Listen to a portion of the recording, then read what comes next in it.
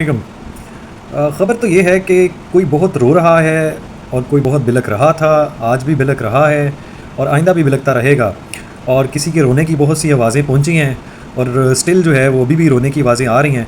और ऊपर से बड़ी बात ये है कि आए दिन जो है ना इनको उसकी शोर की जो आवाज़ आती है उसमें दर्द बढ़ता जा रहा है। आए दिन जो है वो ख़बर आती है कि जनाब को बहुत ज़्यादा मार पड़ गई है।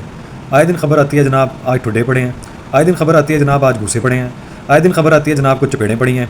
और ये बात अब इस तरफ महदूद नहीं रही एक जनाब मोहतरम तक, बल्कि ये जनाब एक ज़नाना जो है वो कैदी की तरफ भी चली गई हैं। और सुना यह है कि कोई औरतों के हजूम ने, कैदियों ने उस खतून, बापर्दा खतून को, जिन्होंने पंजाब की हुकूमत की हुई है, जिनके हाथ में करप्शन के सारे स्कैंडल्स मौजूद हैं, जिनको आपके मौजूदा हाफिज़ साहब ने, चीफ साहब ने, उस वक्त के DGISI ने इंकशाफ किया था, उनके ख़िलाफ़ प्रूफ दिए थे कि जनाब ये बीबी जो है ना वो सारी चोरी है कर रही है और ये पूरा जो है ना नाम डबो रही है। लेकिन उनको फिर जो है ना अपनी उस पोजीशन से हाथ धोना पड़ा था, लेकिन आज वो चीफ़ ऑफ आर्मी स्टाफ हैं। खैर, ये एक अच्छी खबर नहीं है कि एक बंदे को आप जेल में जो है ना वो कुछ कैदी ज़ाती इख्तलाफात की वजह से या किसी एक झूठ, उनके झूठ बोलने की वजह से, उनकी मुनाफ़िकत की वजह से या उनके साथ इख्तलाफ होने की वजह से आप उनको कुट चाट दें, ये तकरीबन जो है ना ये ख़िलाफ़ है। तो ये मुनासिब नहीं है कि आप आए दिन जो है ना उनकी छितरोल करी रखें, ये ना करें आप जो है ना ज़रा जेल के पहरे जो है बढ़ाएँ, सिक्योरिटी जो है ना वो फुल प्रूफ करें और उनको किसी एक ऐसे सेल में रखें जिनका उन्होंने खुद जिक्र किया था कि मुझे दहशतगर्दों के जो है ना वो डेथ सेल में रखा गया है। तो मेरी मुराद आपको मालूम है, वो कहते हैं ना समझ तो तुझे गए होगे, तो आप मेहरबानी करें उनको जो है ना प्रोटेक्ट करें। वो वाइस चांसलर के इलेक्शन लड़े हैं, आपको मुनासिब नहीं है। वो ऑक्सफोर्ड के जनाब वाइस चांसलर का इलेक्शन लड़े हैं, उनके मुकाबले में जनाब आप देखें ना वज़ीर आज़म, प्राइम मिनिस्टर जो हैं वो ब्रिटिश प्राइम मिनिस्टर लड़े हैं, जर्मन जो है आपकी चांसलर लड़ी हैं। तो कुछ ख्याल करें यार। चले माना उनकी 3rd डिवीज़न में जो है ना वो BA पास है, लेकिन आप ख्याल करें उनकी जो माना उनके खिलाफ जो है मुकदमात का ढेर है और गंदे तरीन और गलीज़ तरीन मुकदमात हैं जिनका आज तक कभी कोई सानी नहीं मिलता। किसी की हिस्ट्री में किसी लीडर के अगेंस्ट ऐसे मुकदमात नहीं मिलते। खैर, एनी हो, he is not a leader, any हो।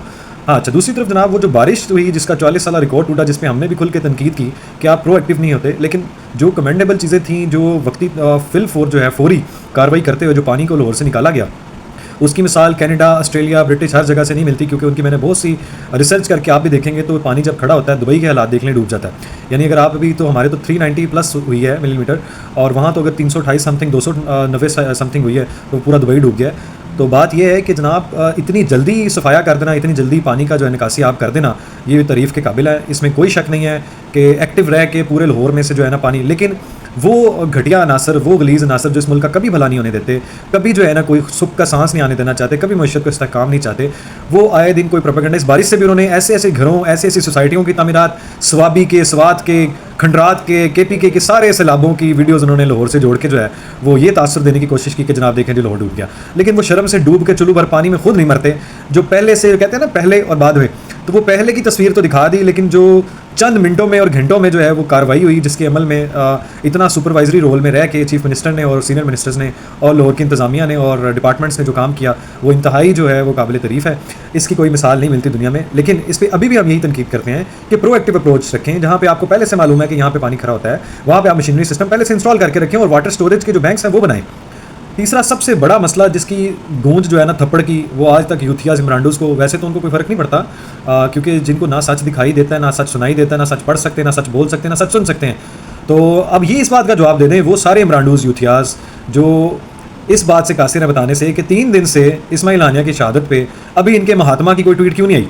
वो ट्वीट हमेशा मुल्क दुश्मनी के लिए ही क्यों फ़ौरन आती है, वो इसराइल की हिमायत के लिए ही क्यों आती है, वो डोनल्ड जो है वो आपके ट्रंप की खातिर ही क्यों निकलती है, वो सिर्फ कश्मीर को और इंडिया की मकबूजा कश्मीर और पाकिस्तान की अलहदगी 1971 का तासुर देने के लिए ही क्यों नहीं फ़ौरन निकलती है। तो जब डॉलर अंदर गए हों, आप एजेंट हो और किसी एजेंडे के तहत काम कर रहे हो, तो आप ना इंसाफ़ी होती है। फिर इस तरह तो आप ना इंसाफ़ी करते हैं ना, आप मतलब वफ़ादार नहीं है। वफ़ादार तो आप अपने मुल्क, हमारे मुल्क से नहीं है, बाकी आप अपने मुल्क से ज़रूर वफ़ादार हैं।